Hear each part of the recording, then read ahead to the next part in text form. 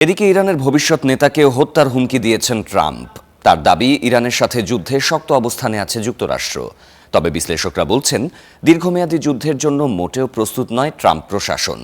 Iran নমনীয় হয়ে আলোচনা টেবিলে ফিরলেই এই যুদ্ধ বন্ধ হবে বলে মনে করা হচ্ছে। তবে ইরান সহসাই কোনো আলোচনায় রাজি হবে না বলে মনে করছেন বিশ্লেষকরা। ষষ্ঠ দিনে গড়ালো মধ্যপ্রাচ্য যুদ্ধ।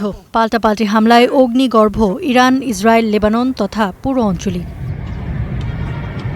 ট্রাম্প বলছেন, যুদ্ধে বেশ শক্ত অবস্থানে আছে যুক্তরাষ্ট্র। ইরানের নেতৃত্ব বিলীন হয়ে যাচ্ছে বলে দাবি করেন তিনি। হুঁশিয়ারি দেন, ইরানের নেতৃত্বে যাওয়ার চেষ্টা করলে প্রাণ দিতে হবে।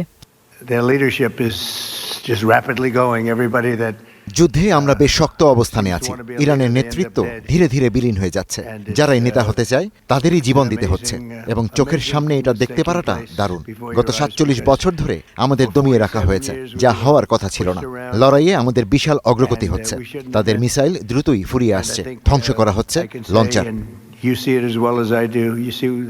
তবে ভিন্ন কথা বলছেন বিশ্লেষকরা। তাদের ভাষ্যমতে, যুক্তরাষ্ট্রের পরিকল্পনা ছিল আকস্মিক বড় অভিযান চালিয়ে ইরানের শাসন পরিবর্তনের। সে পরিকল্পনা যে ভেস্তে গেছে তা বলা বাহুল্য। মনে করা হচ্ছে, সে কারণেই যুদ্ধের সময় ৪ সপ্তাহ থেকে বাড়িয়ে এখন ৮ সপ্তাহ বলছে যুক্তরাষ্ট্র। তবে ট্রাম্প দীর্ঘস্থায়ী যুদ্ধ চান না বলেই মত বিশ্লেষকদের। তাছাড়া দীর্ঘমেয়াদী একটি যুদ্ধের জন্য যুক্তরাষ্ট্র কতটুকু প্রস্তুত তা নিয়েও সন্দিহান অনেকে। ট্রাম্প দীর্ঘস্থায়ী যুদ্ধের খরচ সম্পর্কে পুরোপুরি সচেতন। ইতিমধ্যেই সেনা মোতায়েন এবং বোমা হামলায় অনেক ব্যয় হয়ে গেছে। এই ব্যয় তার ভোট ব্যাংকে নেতিবাচক প্রভাব ফেলতে পারে, তা তিনি জানেন। যুদ্ধ দীর্ঘস্থায়ী হলে তা যুক্তরাষ্ট্রের অর্থনীতির উপরও চাপ ফেলবে, আর তাতে সবচেয়ে বেশি ভুগবেন সাধারণ জনতা।